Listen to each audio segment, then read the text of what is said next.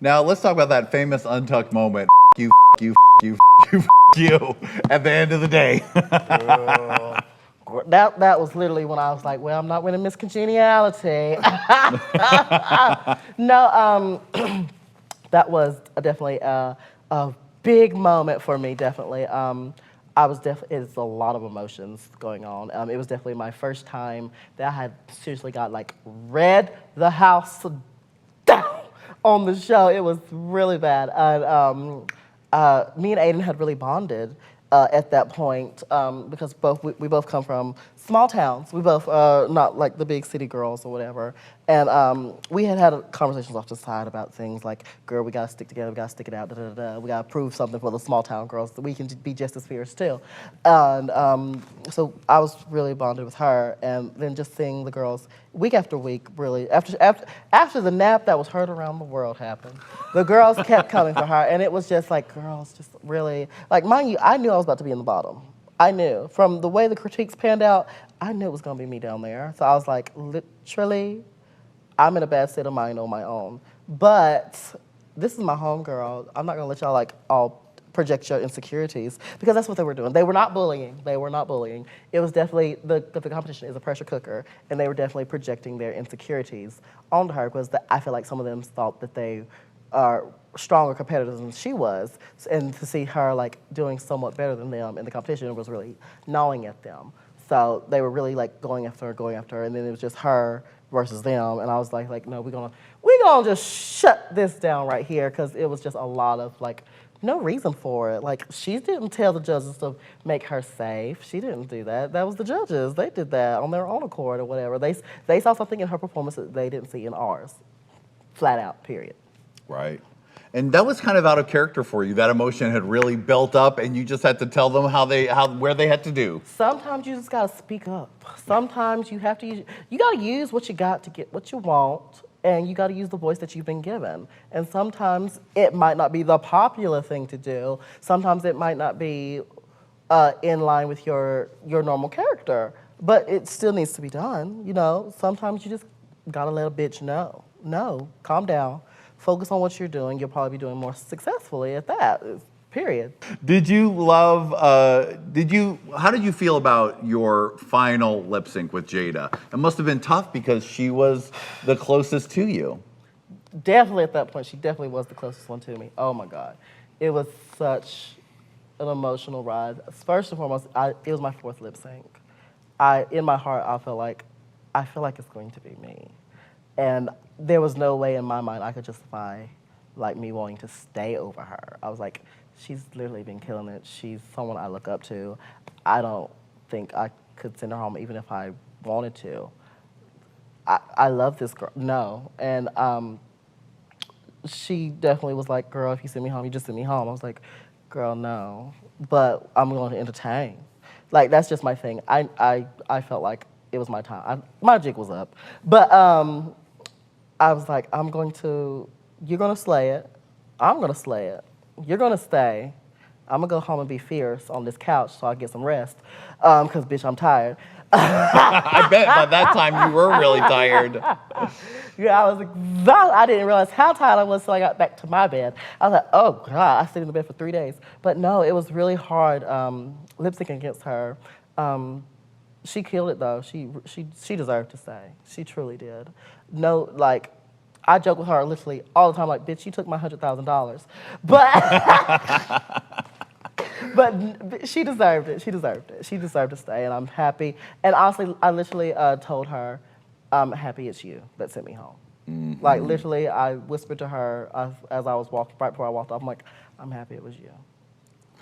Well, your most famous quote, of course, is that untucked quote where you said, can you say it for me? Which one? At the end of the day. At the end of the day. It doesn't matter. And therefore, we have a special game plan for you called At the End of the Day. At the end of the day, it doesn't matter. Okay? Yes. All right, so Heidi, we're going to give you some scenarios from All Stars 5. Oh, shit. And you're going to have to tell us whether it doesn't matter or it does matter. Oh, I got you. Let's go. Because we want to see how you'll react whenever you go back to All Stars. You think they'll have me back? I think it's a definite, don't you, Lady Red? Child, if they want anybody to keep watching Drag Race, they're going to have you on. Okay, here we go. Scenario number 1. An enemy from your city who's been publicly dissing you is one of your competitors, i.e. Derek in India. Do you bring it up to them, or does it not really f***ing matter? See, what happened was, if she dissing me in public, it matters, honey. That's my public image. That f***ing matters, okay? Look, we gonna address this. And we gonna get it out in the first episode just like they did, so you can go home and I go further. Your storyline is cut short. Okay, scenario number 2. A competitor wants to form an alliance with you the first week of a competition. Do these secret alliances matter, or will they send you home anyway, i.e. India and Mayhem? Does it matter, or it doesn't fucking matter? Did it matter?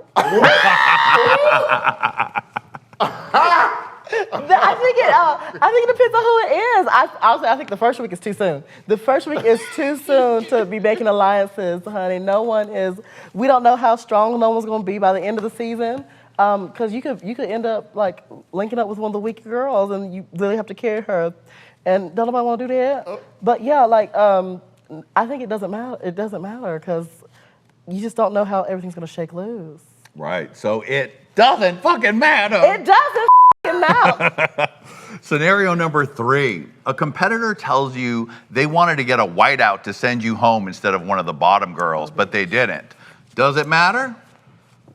No, it don't matter, girl. Girl, they said no more whiteouts, so don't even try and play in my face like that. It doesn't matter, girl. You pick the lipstick that you're supposed to pick. That's all, period. Right. Don't try to you ain't no Bender La Creme. Eliminate yourself maybe with that whiteout. Go ahead, go off. Go off, sis. Go off, sis, yes. And last but not least, one of the strongest competitors is in the bottom. Do you send them home, or does playing fair matter? i.e. when Shay almost got sent home. I think it does matter. I think playing fair does matter because no one wants to be that that sends someone home that's really well received and stuff. No one wants to be that girl. Yeah. The thing is, when I compete, I want to win because I was the best. I want to win because I came in and I slayed the competition and did the best. And I want to win against the best. And I feel like it doesn't matter who... I feel like it does matter if you try to send a hoe home that doesn't deserve going home, because that just ends up what's the word? Look, I don't know why y'all got me up here talking, I can't speak. It can shine a negative light on who you are as a character and who you are as a person, and no one wants that. Yeah. Because at the end of the day, your brand is your brand. That's true. Is All-Star something that you'd love to do? Honestly, I would be honored and would love to go back if they were to ask me. I always look back at Drag Race as, I always say it was the hardest thing I've ever done, but it was also the funnest thing I've ever done because I love drag. Yes. Literally getting up every morning, getting up in the giggeries and doing all these fun challenges and stuff. I loved it. I lived the time of my life on there, and I would love to go back. So Heidi, your season was something that no one's ever experienced. We had a pandemic in the middle of it, and then we had protests and riots going on. The country's in disarray and needs a lot of changes. What was it like having your world turned upside down, just alone with Drag Race, not alone with everything else? You were at home, everything's happening. How did you feel about watching it at home and knowing you weren't gonna have the regular finale? You know, some people were upset that they didn't get to experience the regular Drag Race experience. Whereas I'm kind of at peace with it because, you know, normally during a season airing, what would I be doing? I'd be at home watching the show. And, you know, it was just me watching me this time around. And it was a lot of fun. Bitch, I'm entertaining.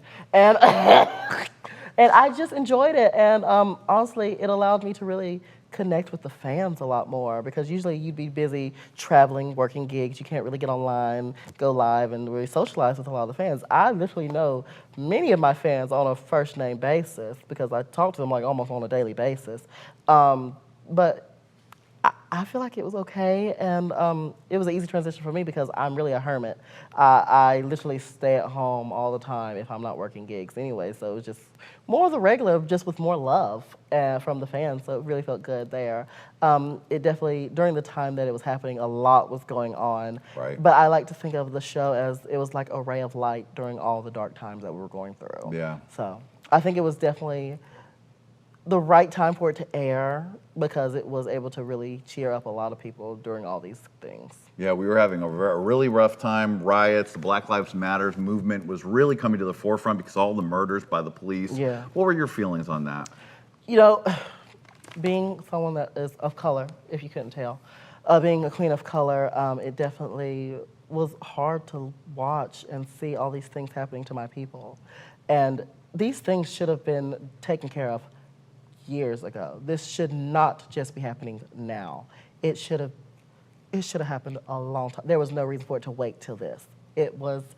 These things have been literally rooted into our society, and they need to be dug out. Yeah. Period.com.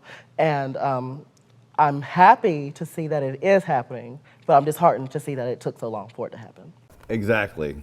Right, Lady Red? That's right, honey. I mean, it's so many things going on. I'm just glad that finally everything is being videotaped because this stuff has been happening for years. People have been disappearing. They ain't said nothing. Now all of a sudden everybody's remembering. So it's like, good, let's talk about it more. And the more we talk about it, the more we have a chance to do something. Exactly, and I'm just, finally it's happening. Yeah. Finally, the world we live in is moving in the right direction. Yeah. So what direction do you personally want to move in? What's next for you, Heidi? You're here. Your first stop, Hey Qween. We're so grateful. Yeah, thank you for what's having your me. dream for what's next for you? Is there an album? Is there a fashion line? Is there bottled water, Heidi Hydrates? I mean, there are some projects in the work. Okay. You saw my droop, so there's a hint. Uh-huh. Fingers crossed. And I want to be on TV more. I feel like I have a good enough personality to be on TV. I want to dip my foot in things and really try to build a brand of my own and really try to get out there and make my own empire. Ru gives us this opportunity to make the best and most out of the opportunity that we're given from the show. It's our job after the show to really build it. So I'm gonna build me a mansion by the end of this. Yes. Now, for an exclusive audio version of our show, uncensored lap dances, and footage with Heidi and all of our other guests you can't see anywhere else, you've got to go to patreon.com/HeyQueenTV. They should go there, right, Heidi? Show enough, no bluff. Go home, go on, go off. Go there to Patreon. Well, Heidi, thank you so much for being here. Thank you You for look having me. stunning. We loved you on Drag Race. The world loved you on Drag Race, actually. And honey, you've turned it so fiercely that you have snatched the trophy, sweetie! Yay! Now, I can't give it to you right now, but I can clean it with some wipes, and we Thank can you. give it to you later. Go off, thank you. Now, Heidi, this is the part where we normally give you a lap dance, but because COVID, you're getting a virtual lap dance. Watch that screen. Hit it. Oh, okay, it's Jerry McCon. Oh, he is working it for you. Do you like it like this? Do you I like it like that? Oh. Watch him while he works. Does he shake it? Oh, he does. Lady Red, while Heidi enjoys the rest of her virtual lap dance, give us a black lady screaming, sweetie. Hey, Queen! Hey, Queen! Hey, Queen! Ah! Hey, Queen! All right, Lady Red took you to church for that one, sweetie. Heidi, we love you. Thank you for being here. Thank you for having me. Thanks to the beautiful Lady Red. Yes. Thank you to our virtual go-go dancer, Gergie McCon. Yeah. And thanks to you for watching. Now remember, Heidi's not going nowhere. She's gonna play Look at Her. So you're gonna wanna tune into that. And we'll see you next time on Hey Qween. Bye, baby.